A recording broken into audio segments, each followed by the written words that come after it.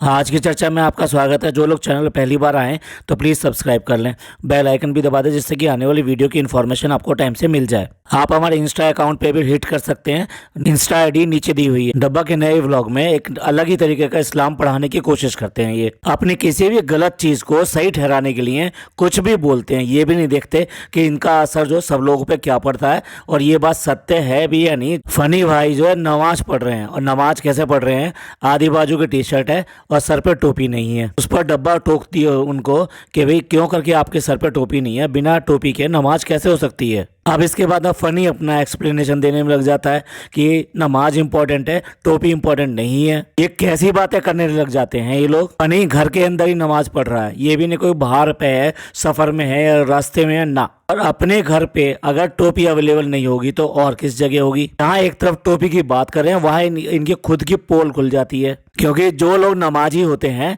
उनकी टोपी उनके साथ हमेशा रहती है, उनकी जेब में हमेशा टोपी पड़ी रहती है। कि पांचों वक्त की नमाज पढ़नी है तो कभी बाहर पढ़नी पड़ जाती है, कभी घर पे पढ़नी पड़ जाती है और कभी मस्जिद में भी पढ़नी पड़ जाती है। तो यहाँ तो फनी ने खुद अपनी पोल खोल दी कि वो पांचों वक्त की नमाज नहीं पढ़ता, वो बस दिखाने के लिए एक या दो वक्त की नमाज पढ़ लेता है, लेकिन पांचों वक्त की नमाज नहीं पढ़ता।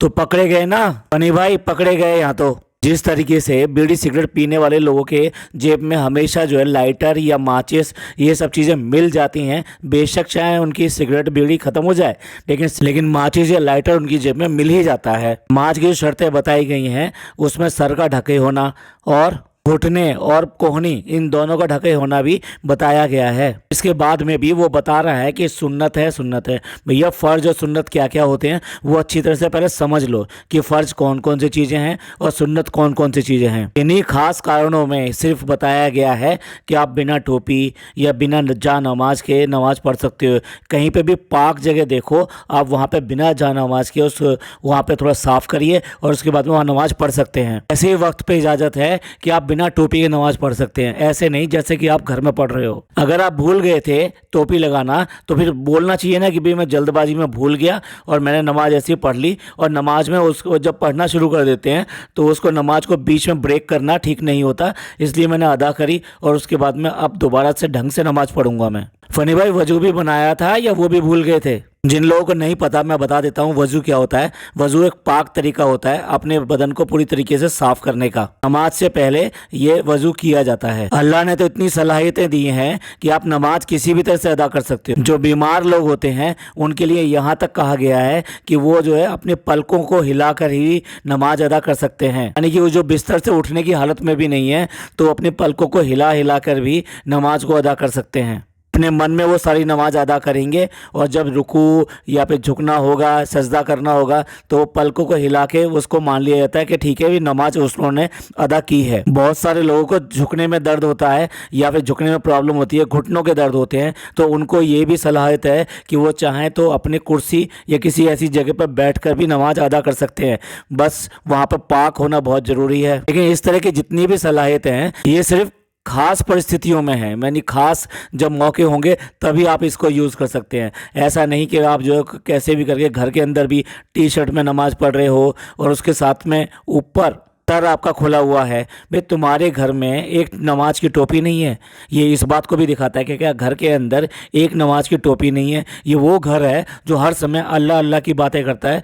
शायद दिखाने के लिए करते हो ये सब बातें। शॉपिंग पे नाम के लिए इतनी ज़्यादा शॉपिंग की जाती है, तरह तरह की चीज़ें खरीदी जाती है, तो नमाज के लिए टोपी होना या फिर जा नमाज होना क्या इतनी बड़ी बात हो गई है? जितना जो नमाज की जगह बनाने के लिए आपके घर के अंदर रहता है और इनके भाई के घर में भी रहता है, यानी जनाब के घर में भी रहता है, उतना नमाज को तरजीह देंगे तो वो ज़्यादा अच्छा होगा। नमाज मर्दों के लिए पढ़ना घर के अंदर तो तभी बताया गया है कि जब मस्जिद इतनी दूर हो कि आपको अजान की आवाज़ सुनाई ना दे। अगर आपको अजान की आवाज़ सुनाई देती है तो आपके लिए मस्जिद में जाकर ही नमाज अदा करना बताया गया है। चलकर मस्जिद तक जाकर नमाज पढ़ने का सवाब ही अलग होता है और उसमें भी अगर जमात मिल जाती है आपको, यानी जमात के साथ पढ़ते हो तो उसका सवाब और ज़्यादा हो जाता है। और अगर इतनी इतनी शॉपिंग करते रहते हो तो आपके घर में तो नमाज की टोपियाँ कम से कम दर्जनों होनी चाहिए थी, 10-12 होनी चाहिए थी। फिर क्या इसी की टोपी होनी चाहिए थी? वो घर के जो बाकी लोग हैं क्या वो टोपी नहीं पहनते? क्या नान बिल्कुल नमाज नहीं पढ़ता है, कभी भी नमाज नहीं पढ़ता है क्या? उसकी कोई टोपी नहीं है क्या? क्यों करके ऐसी ऐसी बातें करके लोगों में दूसरे तरीके का भ्रम फैलाते हो। जो चीजें हैं किन्हीं खास मौकों के लिए बताई गई हैं, उनको आप अपनी आम जिंदगी में, रोजमर्रा की जिंदगी में कैसे उपयोग कर सकते हो, कैसे यूज कर सकते हो। जब इसकी बात चली है कि भाई इस्लाम के लिए कैसे कैसे करते हैं, तो एक और चीज इन्होंने इसी व्लॉग में दिखाई है। इन्होंने घर में बच्चे बुलाकर कुरान खानी कराई है। अगर बच्चों को बुला के आप कुरान की तिलावत कराते हो तो अच्छी बात है, लेकिन घर वालों को, सबको, उनको भी तो पढ़ना चाहिए ना कुरान। हमने तो कभी नहीं देखा कि इन्होंने कभी अपना कोई कुरान खत्म किया हो और कुरान बख्शवाया हो या बख्शा हो। मुस्लिम घरों में तो रोज कुरान पढ़ा जाता है और पूरा कुरान एक दिन में तो खत्म होता नहीं है, थोड़ा थोड़ा वो पढ़ते रहते हैं। जब वो कुरान पूरा हो जाता है तो उस कुरान को बख्शा जाता है। ये तो ऐसे मौसमी त्योहारों की तरह से दिखाते हैं कि कुरान पढ़ लिया हमने, आज नमाज पढ़ ली हमने, आज हमने कुरान खानी करा ली। आपके घर में भी हाफिज जी आते हैं तो उनसे 4 बातें सीख लो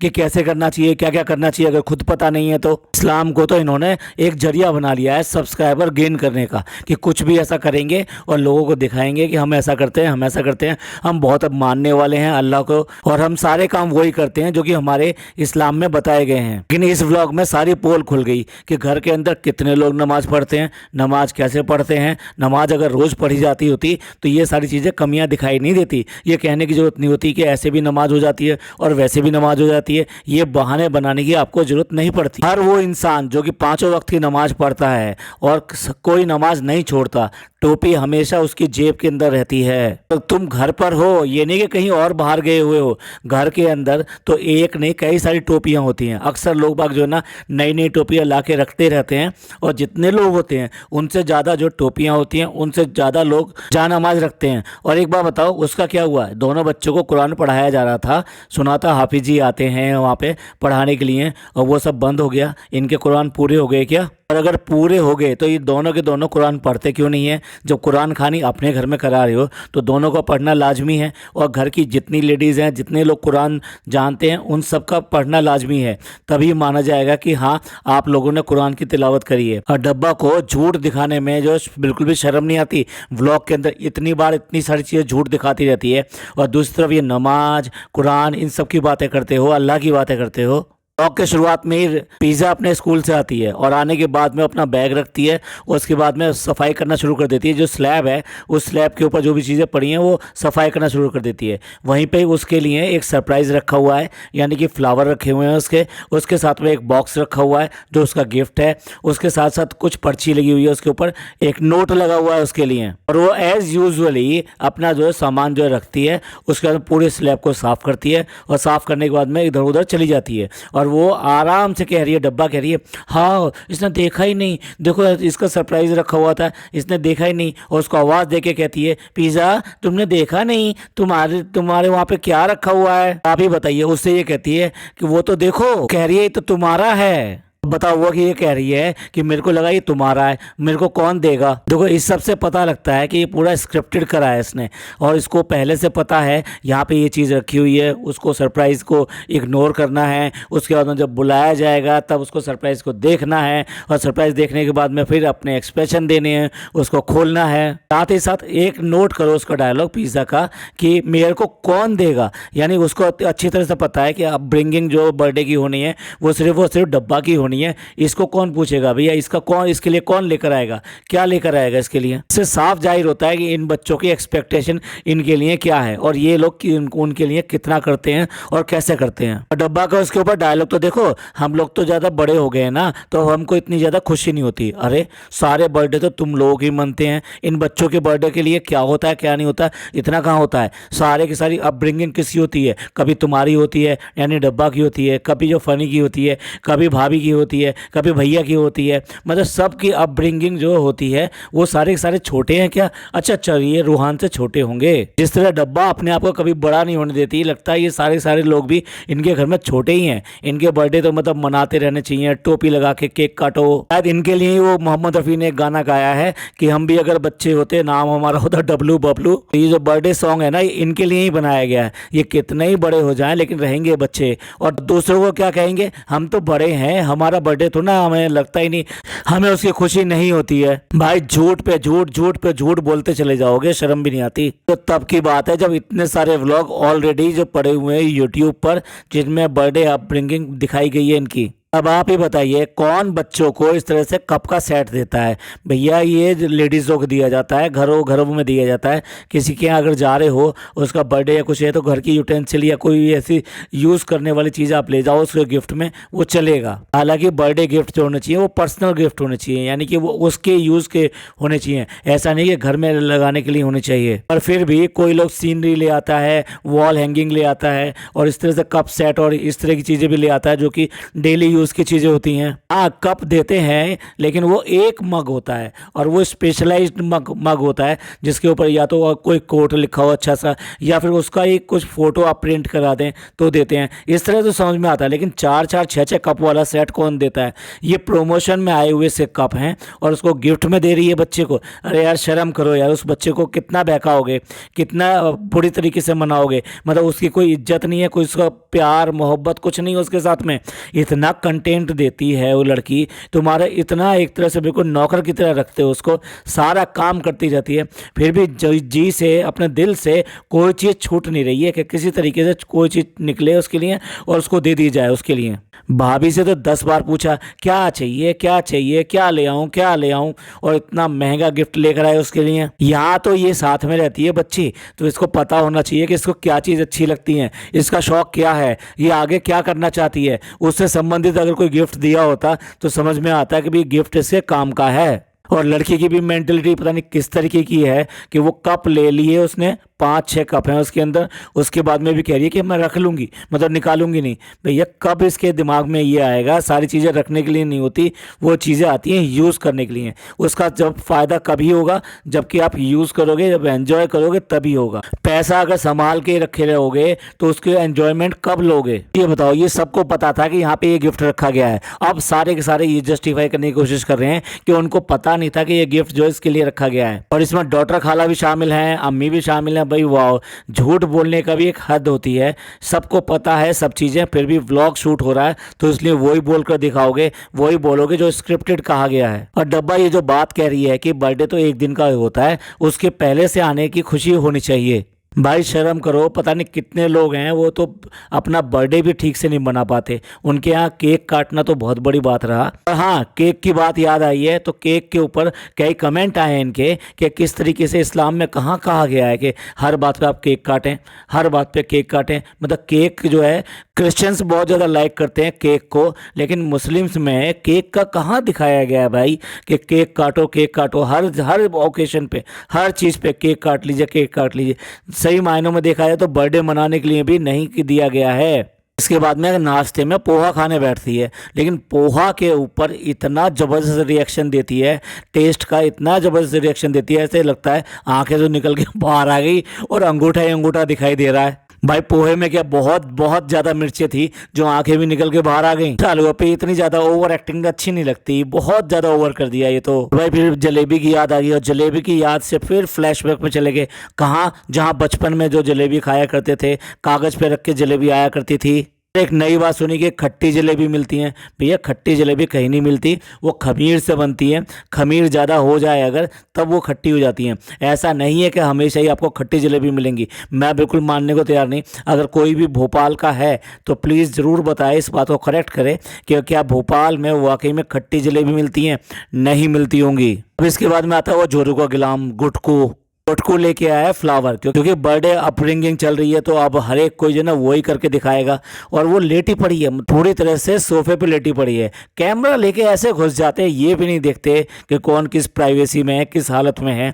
और वो जल्दी से उठ कर बैठी है, और इसका जल्दी से उठ के बैठना भी इसके लिए प्रॉब्लम हो सकता है। और फटाफट अपने कपड़े सही करती है और कहती है बस नहीं कुछ नहीं, मैं लेटी हुई थी। और फिर आ जाता है सामने एक रेड गुलाब। रेड रोज की अलग ही कहानी होती है, इसलिए मैंने इसको रेड रोज नहीं कहा। आजकल पता नहीं क्यों पिज्ज़ा के पीछे पड़ा हुआ है और कह रहा है कि बिलोटार पता नहीं क्या क्या। भाई पिछले 2-3 व्लॉग से हम देख रहे हैं, उसके लिए कुछ अलग अलग टाइप की बातें कहता है। कभी तो छेड़ने के लिए कहता है, कभी चीज़ें जो दी जाती हैं उनको वापस लेने के लिए बात कहता है, जैसे पिछले व्लॉग में उसने कहा था शालू पिच संभल जाओ, इसी टाइम में सब लोग फिसलते हैं। और ये तो जबकि इनका पिछला पुराना रिकॉर्ड है। ये तो एक व्यूअर ने तो इसको बहुत क्लियर कट लिखा था कि वो क्या बन जाएगी, पर वो ऐसी बातें हम बोलना नहीं चाहते, ठीक है भी मजाक की बात है। लेकिन ये साहब जो है ना, ये फिसलू टाइप के हैं। अब बर्थडे के नाम पे पता नहीं कितनी टीचिंग आएगी। अब कह रही है डब्बा कि ये दिल देखा जाता है, देने वाले का ना दिल देखा जाता है, उसमें जो गिफ्ट है उसकी वैल्यू कोई मायने नहीं रखती। जब भी तो आपस में लड़ाई झगड़ा हुआ था, वैल्यू क्यों मांगने नहीं रखती।